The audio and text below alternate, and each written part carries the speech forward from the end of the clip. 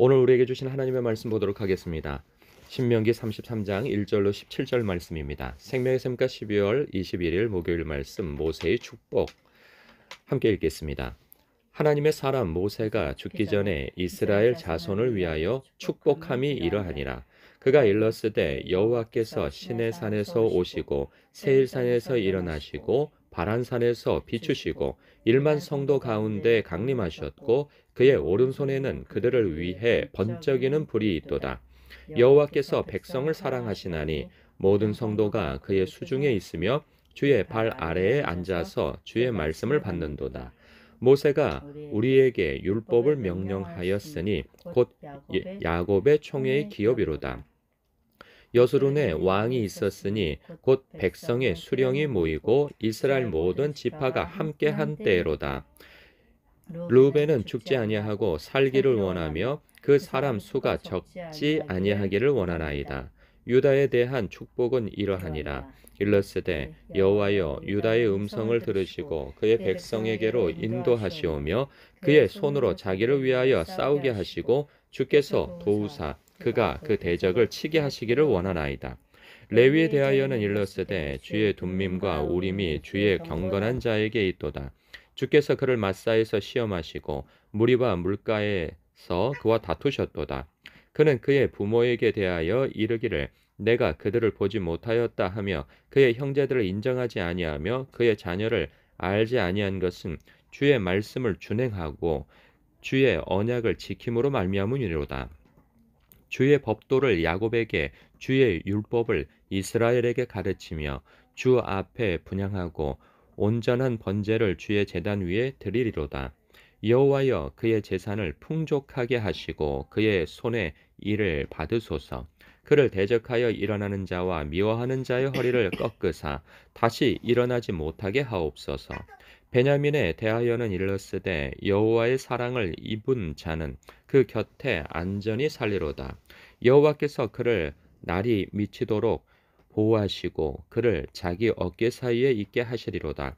요셉에 대하여는 일렀으되 원하건대 그 땅이 여호와께 복을 받아 하늘의 보물인 이슬과 땅 아래에 저장한 물과 태양이 결실하게 하는 선물과 태움이 자라게 하는 선물과 옛산의 좋은 산물과 영원한 작은 언덕의 산물과 땅의 선물과 거기 충만한 것과 가시떨게 나무 가운데에 계시던 이의 은혜로 말미암아 복이 요셉의 머리에 그의 형제 중 구별한 자의 정수리에 임할지로다.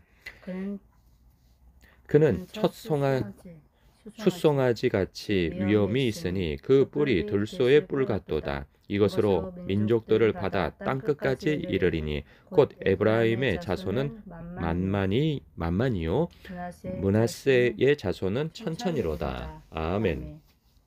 오늘 말씀은요 이제 그 모세의 모든 설교 그리고 모세가 이제 그가 영도자로서 그 모든 임무가 마쳐지는 때이죠.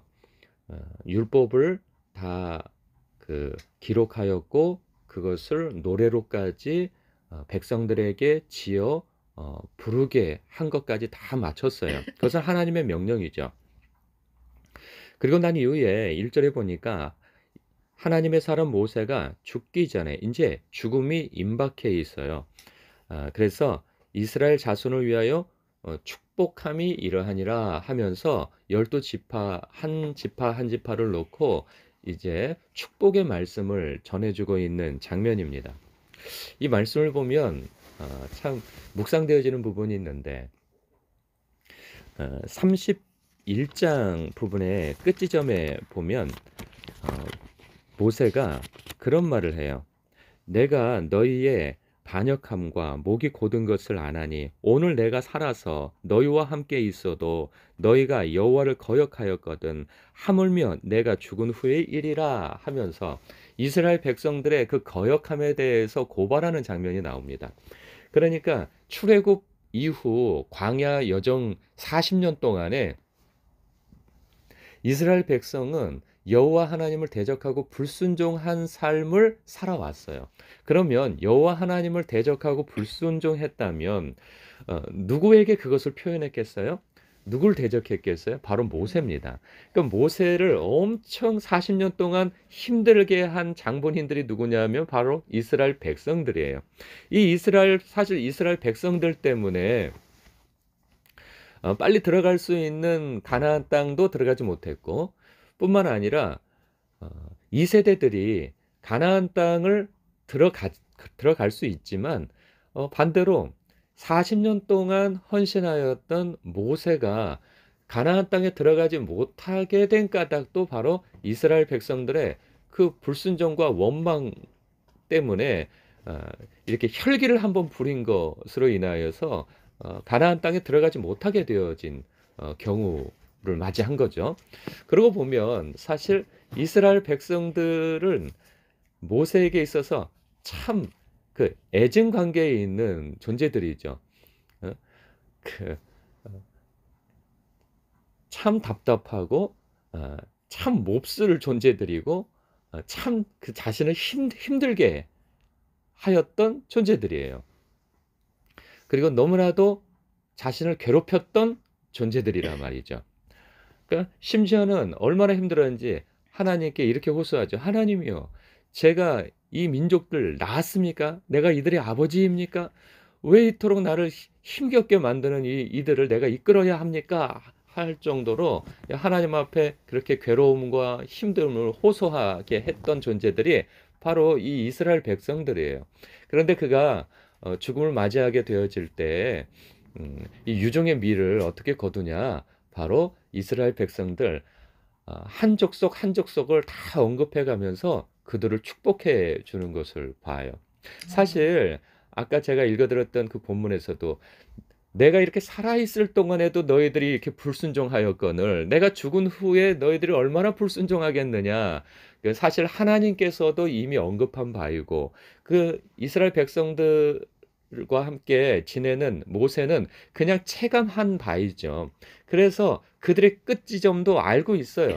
너희들이 내가 죽고 난 이후에 그 후손들은 분명히 하나님을 대적하고 아주 가증한 짓들로 인하여서 하나님을 대적하였다가 결국은 나라가 멸망하는 지경까지 처하게 되어지는 것을 뻔히 알고 있어요. 그런데도 그 이스라엘 백성들 한 지파 한 지파를 놓고 축복의 말씀을 전해주는 것을 보게 되어집니다. 그런 생각이 들어요. 우리의 삶 속에서도 보면 뭐 교회 안에서일 수 있고 가정 안에서일 수도 있어요. 그러면 사실 왼수는 뭐 원수라고까지 하기는 좀 너무 센 표현이고 왼수들은 꼭 가까운 지인 가운데 있습니다. 멀리 있지 않아요. 직장 동료 가운데 있고 이웃 가운데 있고 교우들 가운데 있고 집안 식구 가운데 왼수가 있어요. 그 이 왼수들은 나를 꼭 힘들게 만들죠. 나를 인정해 주지 않고 인격적인 모욕을 하고 나를 배척하고 원망하고 수군수군대고 좋지 않게 말하는 그 장본인들이란 말이죠. 그럴 때 우리는 그 사람들에 대하여서 어떤 마음을 갖고 있느냐라는 거죠. 사실 섭섭하고 그리고 화가 나고 그 왼수처럼 여길 거예요. 그래서 아유 저 귀신은 저 안 잡아가나 하나님은 뭐 하시나 저런 사람 안 잡아가고 뭐 이런 생각 가질 수 있을 거예요. 사람은 보통 나에게 잘하면 나를 인정해주고 나를 잘하는 사람은 선한 사람이고 나에게 잘 못하는 사람에 대해서는 악인이라 치부하는 경우가 많습니다. 그런데 오늘 모세를 보니까요. 그들에 대하여서 사실 원통한 마음도 갖고 괘씸한 마음도 있고 서운한 마음도 있지만 그가 이스라엘 백성을 대하는 그 마음가짐과 그 태도는 어디로부터 기인하는가? 바로 하나님으로부터 말미암는 것을 보게 되어져요. 보세요. 오늘 3절에 보니까요. 이렇게 표현하고 있어요. 여호와께서 백성을 사랑하시나니. 그러니까 모세가 이스라엘 백성을 축복하고 그리고 여전히 그들을 사랑하고 하는 그러한 모든 근거는 하나님께 있음을 봐요. 그러니까 자기 자신이 어떻게 생각하든 결국은 하나님께서 이 백성들을 사랑하신다는 사실이에요. 그러니까 결국은 그들이 나중에는 배신을 하고 뭘 할 테지만 그래도 하나님께서 자기가 택한 백성을 사랑하셔서 어 잘못하면 징계도 하시고 징계를 했는데도 안 들으면 정말 더 크게 징계하여서 결국은 하나님께서 그들을 멸하시려고 하는 목적에서 그들을 징계하시는 것이 아니라 돌아오게 하고 회복하게 하시는 목적으로서 결국은 하나님께서 사랑하시니까 그렇게 하시는 거 아니겠어요? 그 하나님의 중심을 아는 것이죠. 그래서 여호와께서 백성을 사랑하시나니 내가 그 마음을 안다는 거죠. 그러니까 하나님께서 모세를 통하여서 율법을 명령하여 곧 야곱의 총에 기업으로 주신 거 아니겠어요.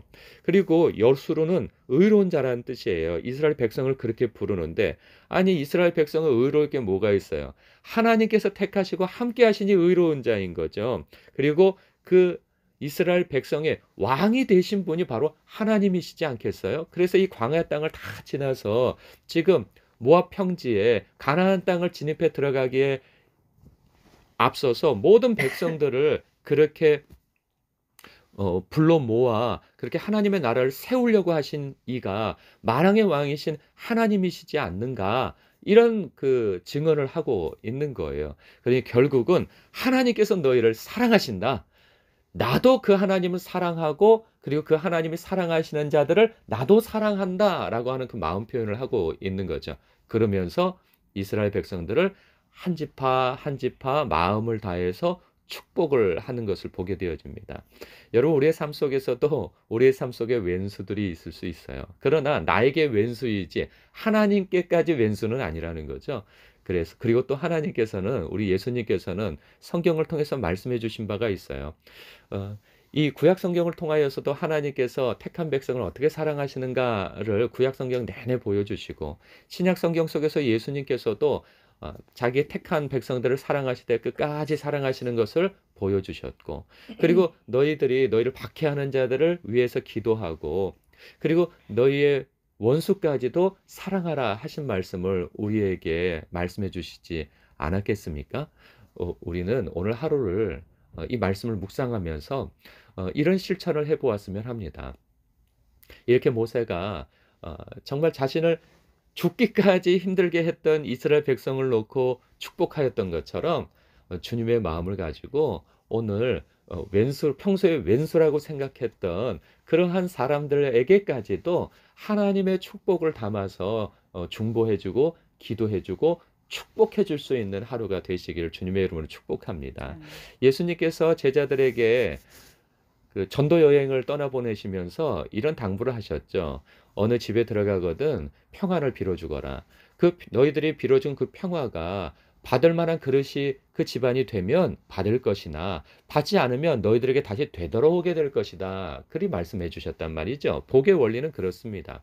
여러분들이 심지어는 왼수에게까지 복을 빌어준다면 그 복이 그들이 받을 만하면 그들에게 갈 것이고 또 하나님께서 그 복 빌어준 그 마음을 기쁘게 여기실 것이기에 칭찬해 주시고 또 그들이 받을 만한 그릇이 못 되면 그 빌어준 복이 누구에게로 되돌아옵니까?